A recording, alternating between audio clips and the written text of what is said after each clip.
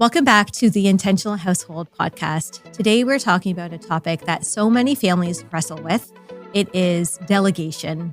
Today's guest is Christine Landis, founder of Peacock Parent and Proxy, a service to support households so they can be more intentional about their time and energy. Whether you're a parent trying to do it all or wondering about how you can find more balance in your household, this episode is for you. So Christine, welcome. Let's just dig right in. Can you tell us a little bit about your background and what inspired you to start Peacock Parent? So I am a former CEO. I had a company in the fintech space and then 6 years ago now sold it and got pregnant 3 months later, started a family, and it just was so natural to me to start delegating at home. If my work life just transferred directly to my home life and the way I managed my home and really relied on experts. And so I think, I thought it was so normal. And then ironically, that's what really inspired me to start Peacock Parent is that it's this unique thing. It's something that actually at the time it's was pretty hush hush as far as, oh my gosh, I hired help, and it's almost like you're not supposed to talk about it, and so that's really what I think led me to found Peacock Parent and really identify myself as, label it as a Peacock Parent as something that's really unique and it can be beautiful and maybe even slightly misunderstood, but running your house like a business and really delegating intentionally and trying to buy back time, as I call it, is, again, can lead to a really beautiful life. It really can. And that's something that obviously we love and stand by at Intentional Household. And I love watching you on Instagram. I have seen how you have brought all of this support to the forefront and have allowed people to see that having support is so normal. We all need support. You can't do it alone. And so the more we talk about it, the more it really can help families. So I love everything you're doing and how you're making all of this so obvious and noticeable on Instagram so that other people will get behind it and change their mindset so that they can, hopefully get some support as well. It's so hard to share your private life. I'm sure you feel the same way as far as you want to help people. And I think I found myself shouting from the rooftops, like, you have to delegate. It's going to free up so much time. And then I really realized, wait a minute, it's more than just telling people how to do. They need to understand it. They need to see it. They need a kind of a step by step. Like it's almost like Botox. Like you start with it and you're like a little scared and you do it once and then you're kind of like, oh my God, years later, like, how did I live without this?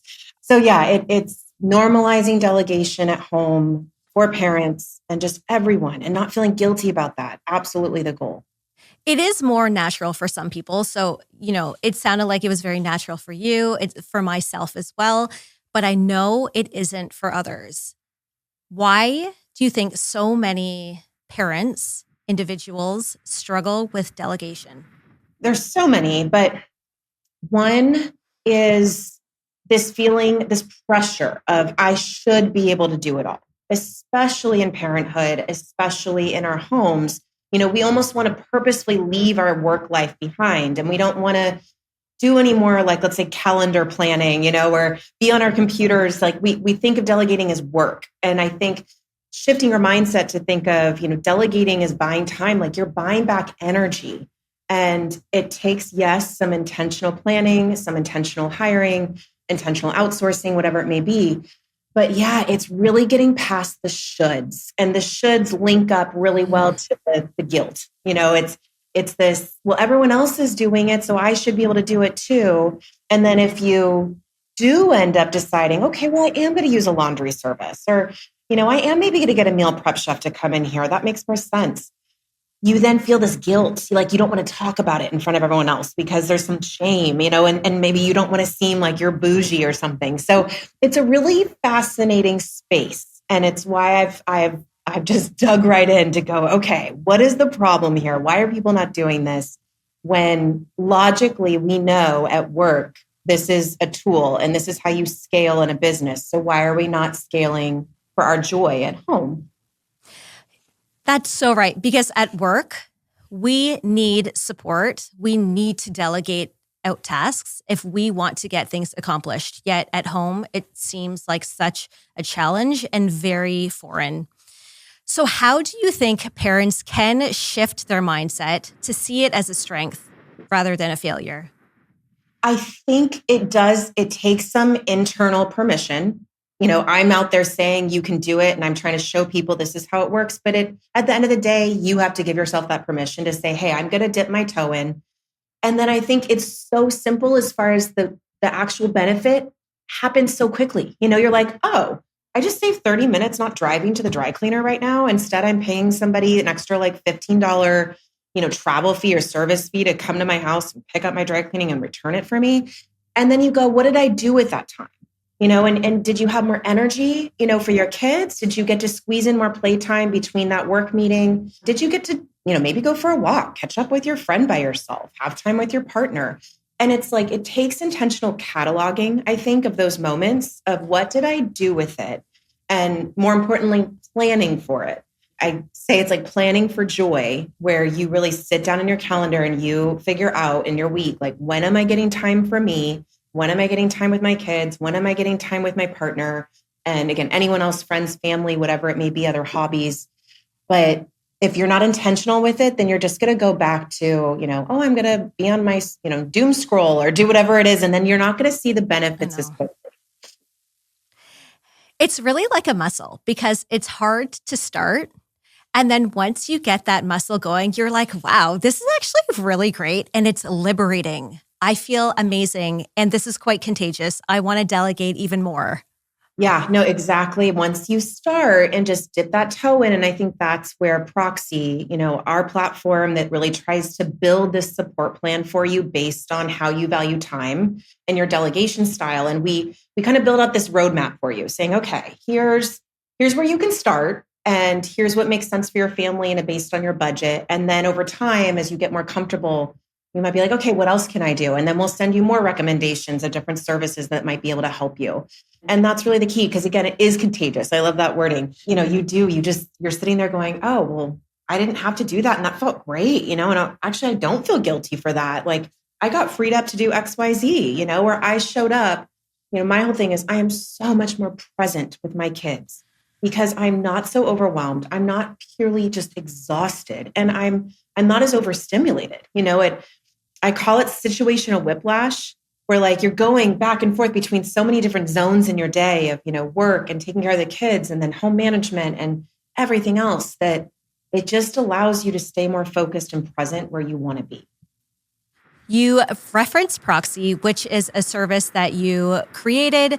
For those who aren't familiar with it, can you tell us a little more about it and how it can support families and the services that are on there? Yes. So Proxy, think of us as like your digital matchmaker for delegation. We really found that one of the reasons people don't delegate is that, sure, sometimes it's money, sometimes it's the shoulds and the guilt. And then there's also those people that go, okay, I'm in. You've convinced me. I have followed intentional household. I'm in. Let's do this. And then they go, I don't even know where to start. And so, let alone, I don't have the time to then dig in and go, well, who should I hire and who's good? And I got to read through Yelp reviews. And again, you get home from work. No one wants to do that.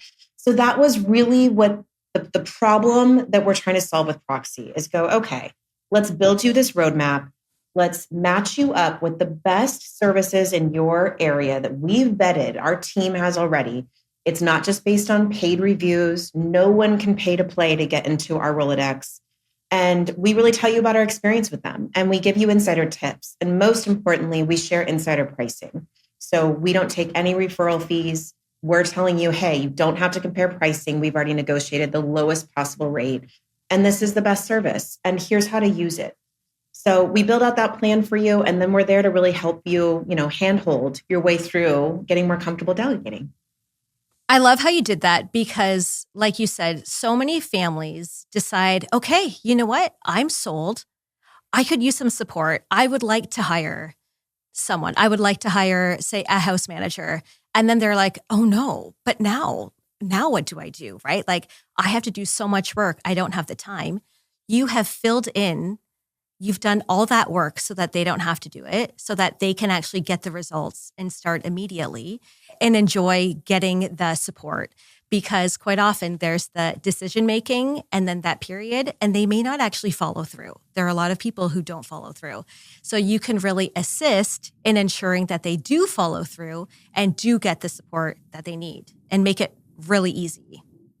Exactly. And I think that follow through, to your point, it's like that gap when you don't, it almost feels doubly as worse because now you don't have the support that you know intrinsically you need. And yet that again, that guilt and that overwhelm is just going to grow stronger and stronger because now there's this drain on you and this dread of knowing, oh my God, I don't want to do this, but I don't know what to do about it.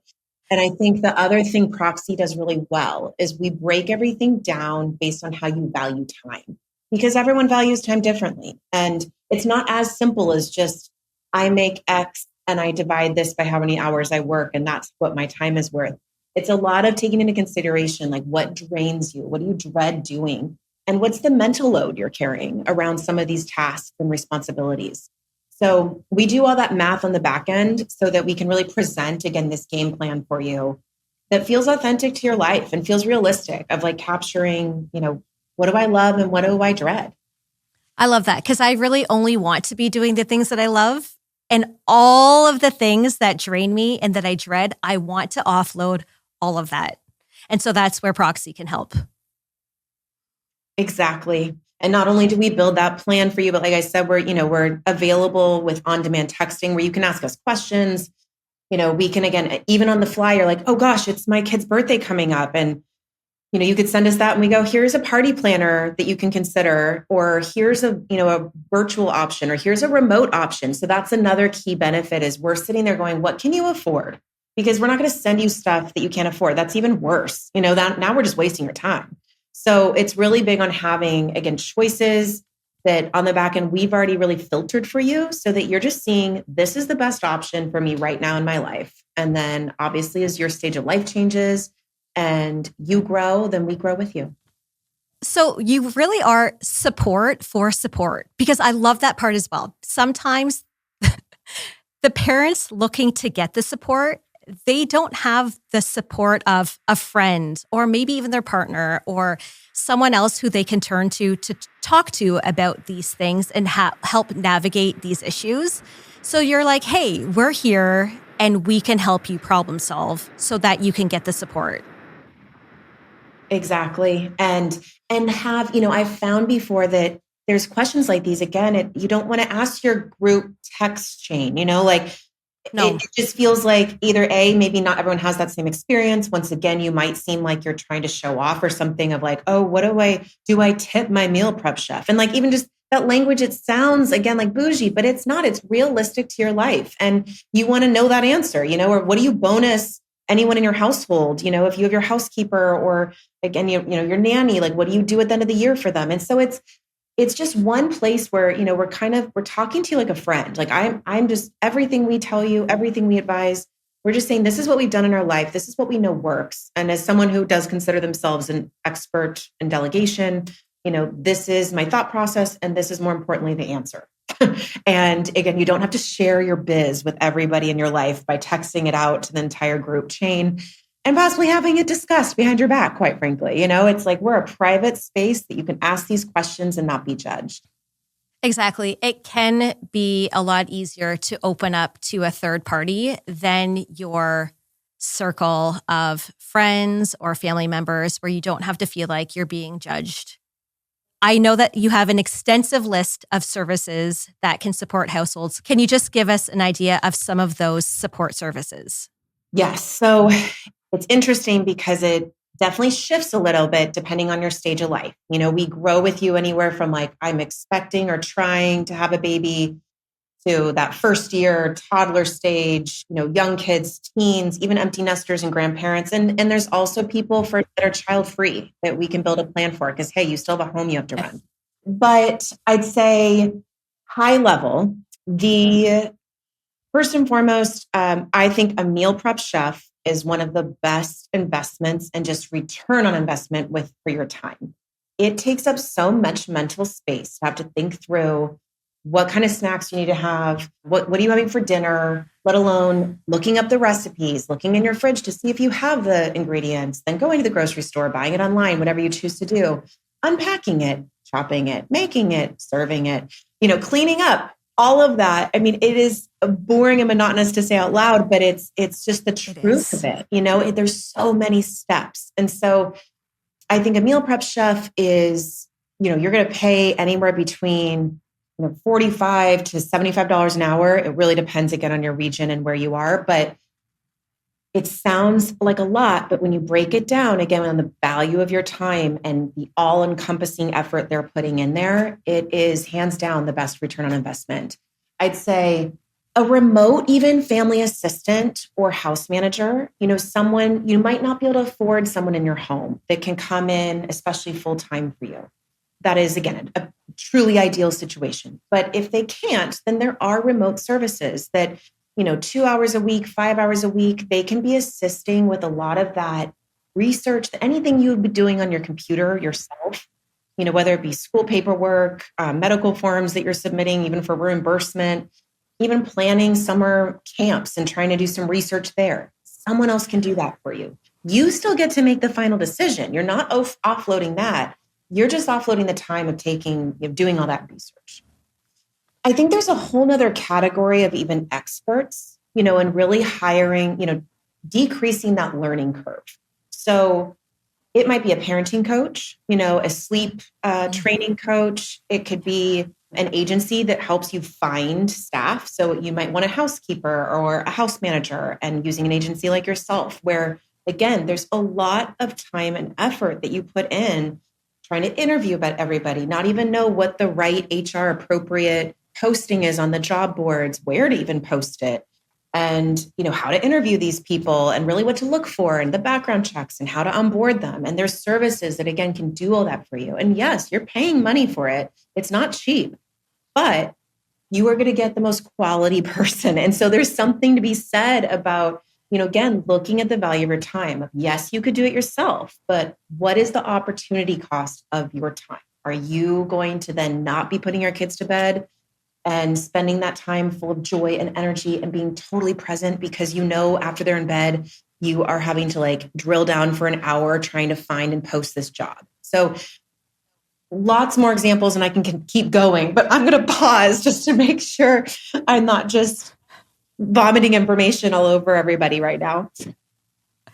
Well, I love how you said that, because one thing is, if you are using a service, it can help you find that high quality individual who is the right fit. Because quite often, as someone who, if you've never done it before, you don't have the experience, you don't know what to look for, it takes time. You may have hired that person and then you're like, wow, I hired the wrong person. And now I'm stuck with that wrong person and I need to somehow get rid of them. And that is even more stressful. And that's the fear of delegation, period, in a nutshell. When you're looking at that person to bring into your life, or even that service that's going to come and pick up your dry cleaning, something that seems pretty innocuous and easy, you want to make sure, are they punctual? How does it work? Are they trustworthy? What are some of the ins and outs of how this works? And so again, that's where Proxy comes in, is we really break down why this makes sense for your family, why this service is worth trusting, and our experience with it. Because otherwise, to your point, you're going to be one and done. You're going to try it and go, that was a horrible experience. I wasted so much time and I'll just do it myself. And then we're back to square one, which is, the worst case scenario from my perspective. And I know yours. It is. I love how when you started talking about the services that exist in Proxy, you mentioned how it ranges depending on your stage of life. And I love how you mentioned that, because the type of help that you have, it does depend on your stage of life. And one thing for families to note is that it can just be a short period of time. So maybe for right now, you need someone to support you. And it doesn't mean that it's forever. It can help to get you through this stage. And then at the end of that season, you can reflect and assess and decide on, do you still need that support or do you need someone else? So it's fluid and it's ever evolving. It's not just, I'm going to hire this nanny and we're going to be, I don't want to say stuck, but I don't know if we want to have a nanny for 18 years. Well, guess what? You don't need to have the nanny for 18 years. Maybe you only need that nanny for 1 year or 2 years to get you through something. Absolutely. And I think another really important piece is knowing that there's all these a la carte services. Like you said, it's not all or nothing. Like a nanny might be the right fit, or a house manager, or a housekeeper, whatever it may be in your life for that stage, like you said. But there's also a travel agent. That you're not bringing on a travel agent full time. You're just saying, hey, when I'm going to go travel, I'm going to pay this person a $500 fee for them to plan and research everything and book it all for me and give me an itinerary based on what I'm telling them my desire is.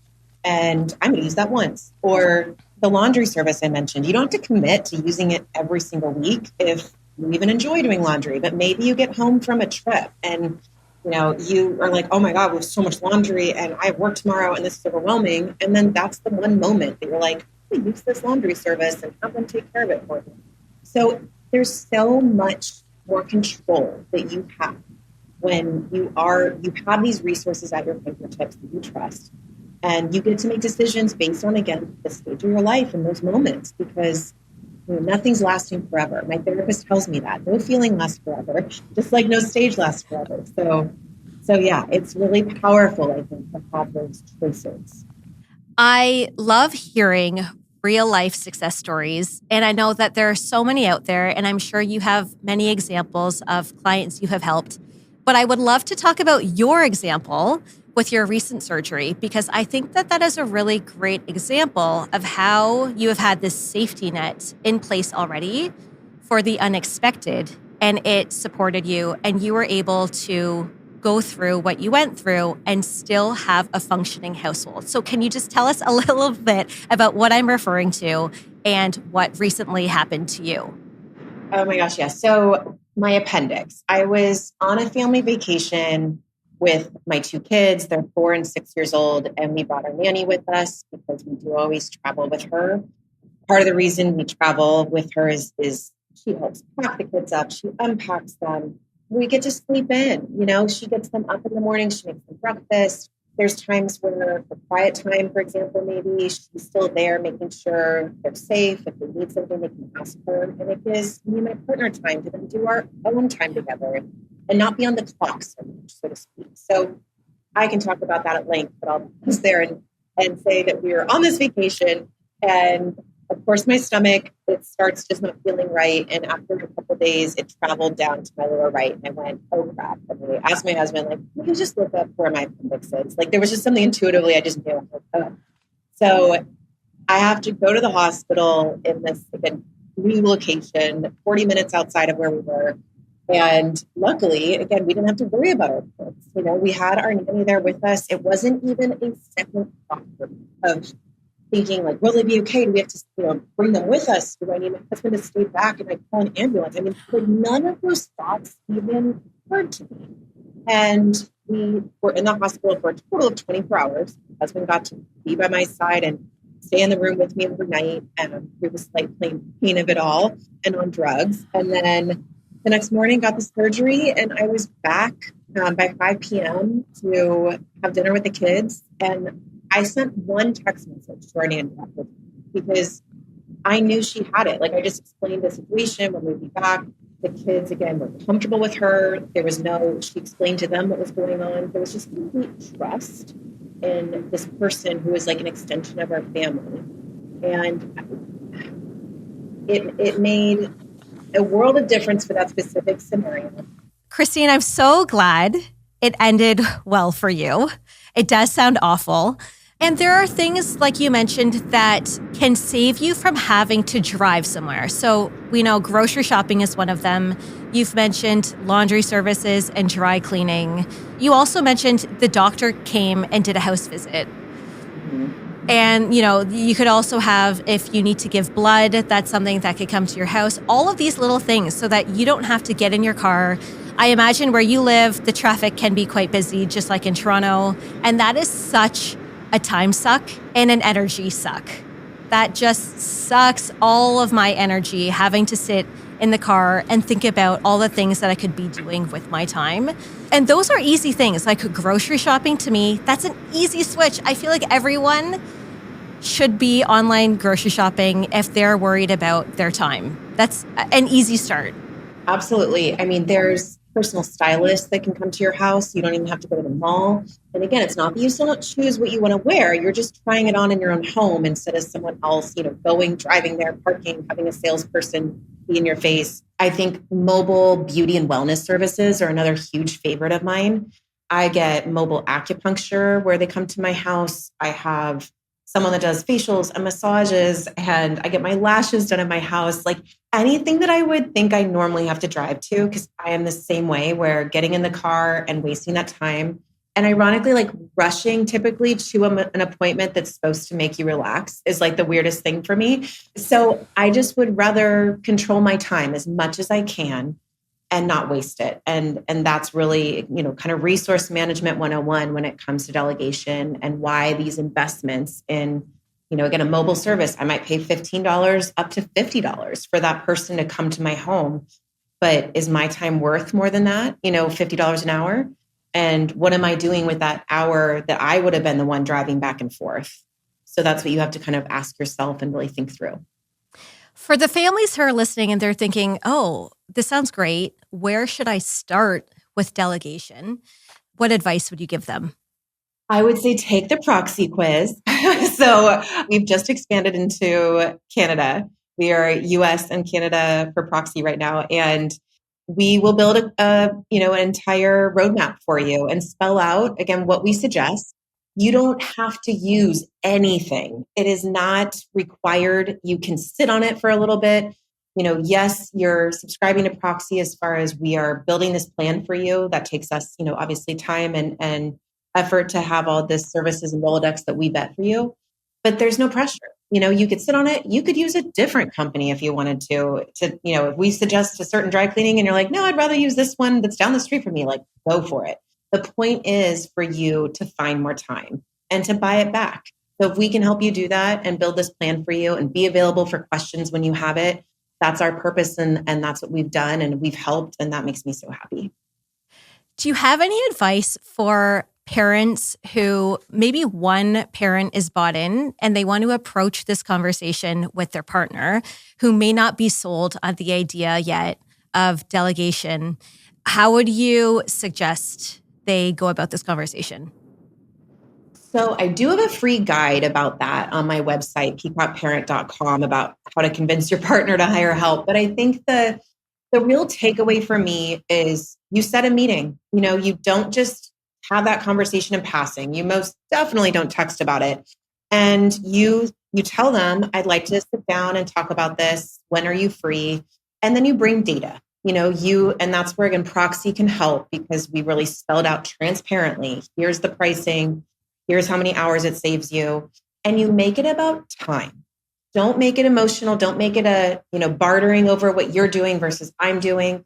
You tell them, and or her, I want more time. I want to have more joy. And I think every partner wants to see you happier, and they want to see you living this full life. And for you, if having that housekeeper, having this other, whatever a la carte service it may be to help out, that costs, anywhere from $50 to even $1,000 extra a month, if that's going to make you show up more present, more happy, and more importantly, have more time for you and your partner to spend together, it's a pretty solid sell at that point. It's hard for them to really sit back and then say, man, okay, well, I still need you to do it, even though now I know you're pretty miserable doing that.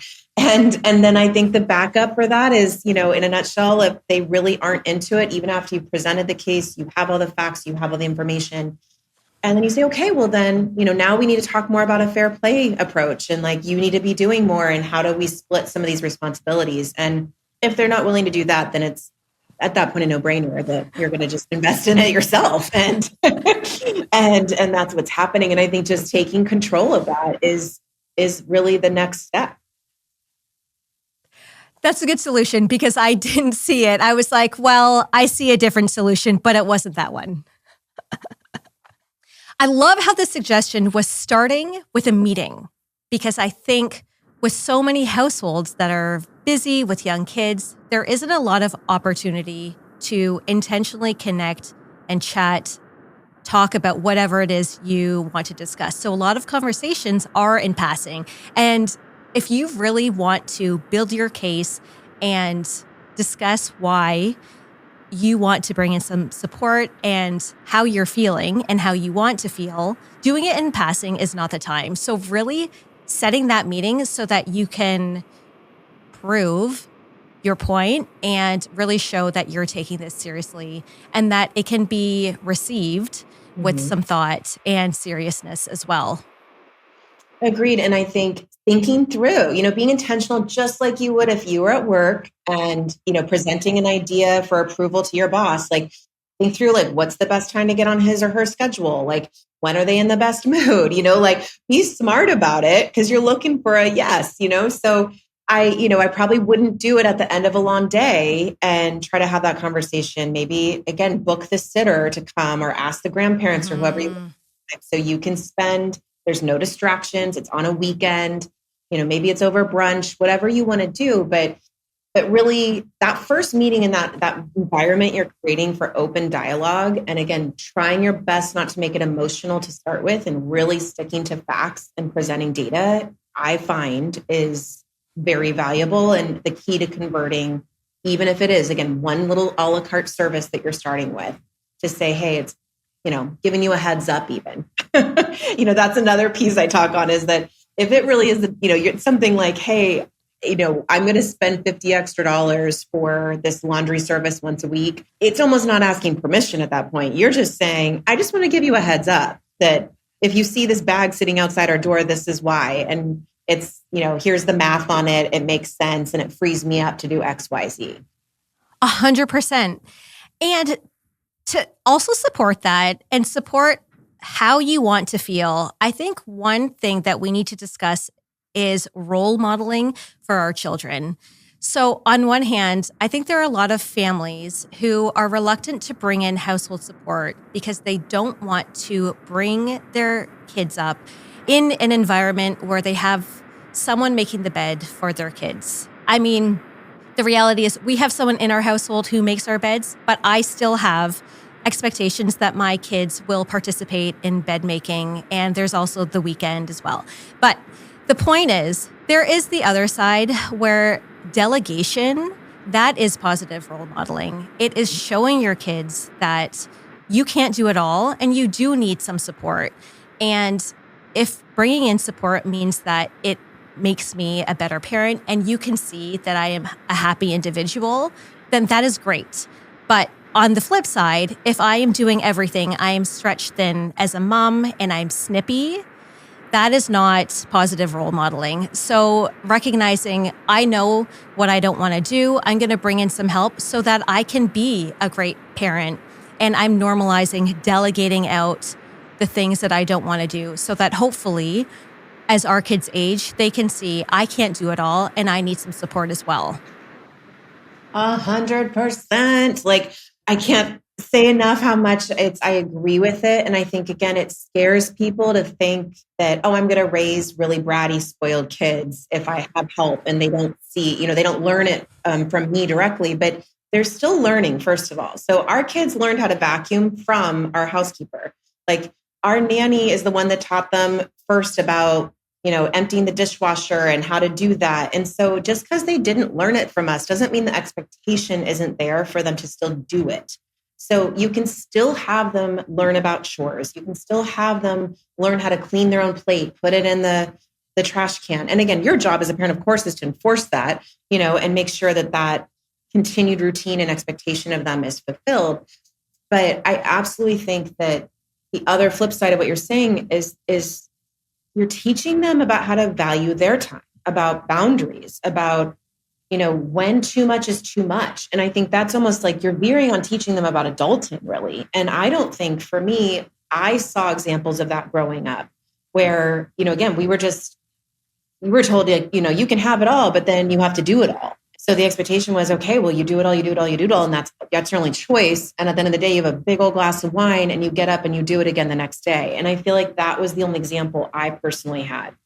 And so letting them see, like, mom and dad are enjoying themselves. Like, they're laughing on a date night. Like, oh, like mom's not feeling stressed. Like she's here next to me, like reading stories and she's playing and she's jumping up and down and she has energy. And like, that's what they're going to remember. And, even openly talking, I tell my kids, mommy's going to go and journal for a little bit. I'm just going to journal about my feelings. Or, hey, mommy's going to get on a call with my therapist. I'm going to share my feelings and she's going to help me kind of talk through and think through them. And that's where mommy's going to be. But, I'm not hiding behind what I'm doing with my time. There's not a secret. It's not shameful. You're hanging out with our nanny for to go play, and that's normal because mommy's doing something that she values. And that's okay to have something you value doing separately than spending 8, 10, 12 hours a day only with your kids. And I think that's a really important lesson, especially for new moms with the guilt that we feel. Yes, it is so important for our kids to see that we have lives beyond just being a mom and that we do other things and we also engage in activities and we take care of ourselves and all of these so that we can be our best self. Mm-hmm. Christine, if listeners want to learn more about Peacock Parents or Proxy, where can they go? So Instagram is one spot. Our handle is at Peacock Parent. And there's also another one for Ask Proxy. And then our website, peacockparent.com. And you'll find information about Proxy under the Hire Help section. You can always take our free quiz, and that'll give you instant results in about 4 or 5 minutes. And then it'll take you 4 or 5 minutes to take the quiz, I should say. And then the results are instant.